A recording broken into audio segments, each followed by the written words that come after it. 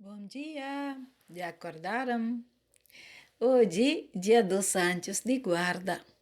No dia 29, celebramos os arcanjos e hoje, o dia dedicado aos anjos de guarda.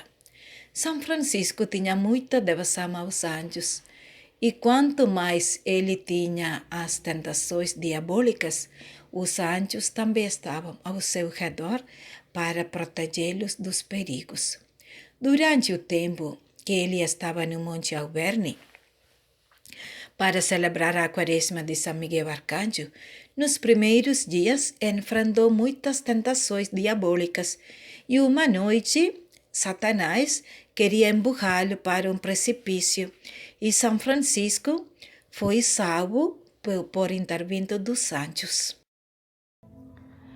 Como já estava perto da festa da Assunção da Nossa Senhora e por isso já iniciava a Quaresma de São Miguel, São Francisco desejou ficar sozinho e ainda mais longe dos frades, pois não queria que ninguém o escutasse ou observasse. Pois, algumas vezes, quando tinha tentações diabólicas, ele fazia as orações em voz alta e não queria que ninguém o escutasse. E também sabia que ia acontecer algumas coisas extraordinárias naqueles dias. Então Francisco chamou Frei Leão e disse-lhe: "Fica aí na porta da cela onde ficam os frades e vê se você escuta quando eu te chamar." Frei Leão foi e ficou à porta. São Francisco foi um pouco mais longe e o chamou com força. Ouvindo chamar, Frei Leão voltou a ele e São Francisco lhe disse: "Filho, vamos procurar um outro lugar mais secreto, onde não me possas ouvir assim quando eu te chamar." Assim, subiram para um lugar mais alto e solitário, onde tinha uma rocha enorme, bem rachada e muito perigosa, sem poder passar para o outro lado. Colocaram então um tronco, fazendo uma ponte para passar para o outro lado. Fizeram ali uma cela pequena para São Francisco. E ele pediu aos frades que ninguém fosse aí senão o Frei Leão, e isso uma só vez por dia, com um pedaço de pão e água, e outra vez para rezar as laudes. E a prescrição era assim: Frei Leão deveria dizer: "Abri os meus lábios, ó Senhor", ficando no outro lado da ponte. E se São Francisco lhe responder, então podia atravessar a ponte e chegar até ele para rezarem juntos. Senão, deveria voltar para trás. Assim, São Francisco começou a Santa Quaresma, fazendo muitas penitências, suportando tudo para vencer os demônios. E ele sabia que ia acontecer alguma coisa extraordinária naqueles dias. Um dia, São Francisco, saindo da sua cela, foi rezar perto de um rochedo alto e perigoso, com um precipício muito profundo.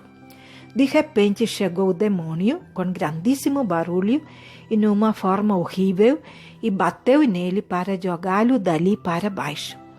Como São Francisco não tinha para onde fugir e não podia suportar o aspecto crudelíssimo do demônio, voltou-se de repente com as mãos, o rosto e todo o corpo para a rocha. E recomendando-se a Deus, tateando com as mãos sem poder agarrar-se a nada. De repente, por milagre, a rocha em que ele se encostou foi cavada de acordo com a forma do seu corpo e o recebeu em si como se ele tivesse posto as mãos e o rosto em cera líquida.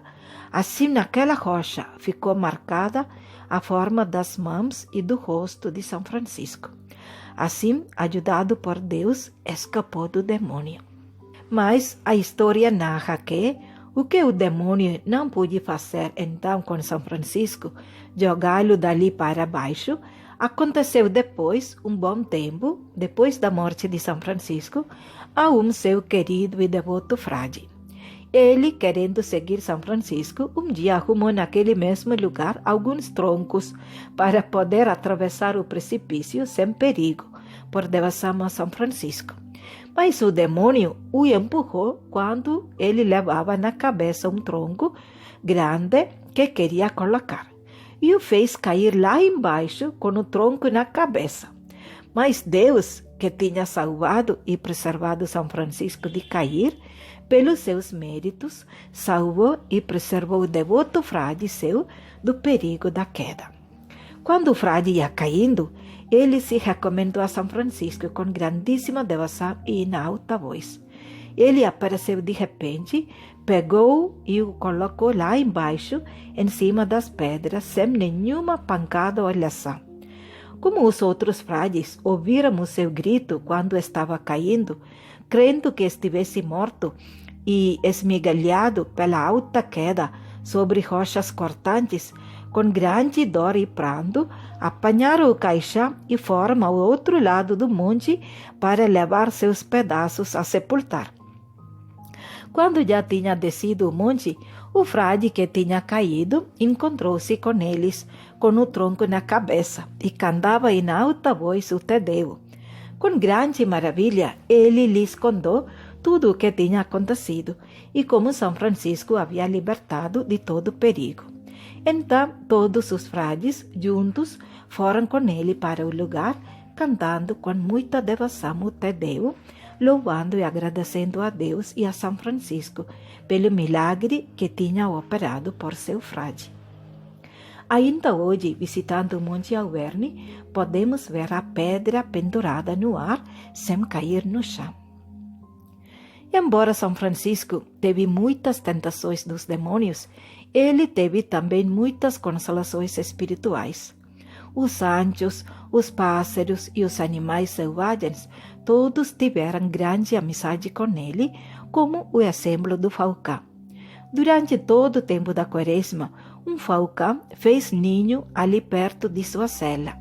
E toda noite, um pouco antes de rezar o ofício das leituras, com o seu canto e batendo-se contra a sua cela, despertava São Francisco e não ia embora enquanto São Francisco não se punha em pé para dizer as orações. Quando São Francisco estava mais cansado, uma vez ou outra, ou estava fraco ou enfermo, o falcão tinha compaixão. Ele, como pessoa discreta e compassiva, cantava mais tarde. E assim São Francisco ficava muito contente com esse santo relógio, porque a grande solicitude do falcão afastava dele toda a preguiça e o solicitava a orar. E além disso, de dia ficava algumas vezes domesticamente com ele. Por isso, nos conventos franciscanos, antigamente os relógios eram no formato de falcão. E um dia, São Francisco estava muito cansado por ter combatido com os demônios e estava meditando sobre a morte e a vida eterna. E então lhe apareceu um anjo com grande esplendor, que tinha uma viola na mão esquerda e um arco na direita. Estando São Francisco todo estupefato pelo aspecto do anjo, ele passou uma vez o arco sobre a viola e, de repente, tanta suavidade de melodia dulcificou a alma de São Francisco e a suspendeu de todo sentimento corporal, que, como ele contou depois aos companheiros, não duvidava que, se o anjo tivesse puxado o arco para baixo, sua alma teria partido do corpo pela doçura intolerável.